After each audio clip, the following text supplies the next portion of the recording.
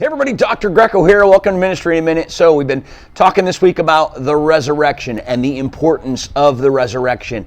And we said yesterday that it was an important proof of our faith and what we place our faith in. But here's something else that I think is really important about the resurrection. It is an example of what heaven is going to be like. Paul says in 1 Corinthians 15, verse 12, "But if it is preached that Christ has been raised from the dead, how can some of you say that there is no resurrection of the dead?" In other words, we can look at Jesus' resurrection to see what our resurrection is going to be like. And I think that's very interesting because a lot of people ask me, okay, I've been asked this question dozens of times, what will heaven be like?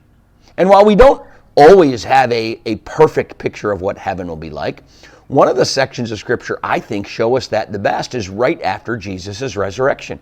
In John chapter 21, there's almost this comedic, funny view of Jesus with the disciples. He's on the shore and they don't know it's him until he kind of reveals himself, and then they know it's him. And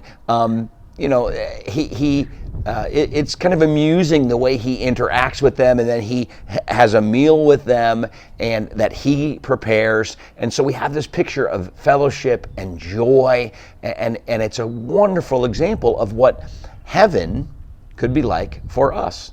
So, as an example of what our physical resurrection will be like, we have Christ's resurrection. One of the many reasons that the resurrection is an important thing to understand for our faith. We'll see you tomorrow for another Ministry in a Minute.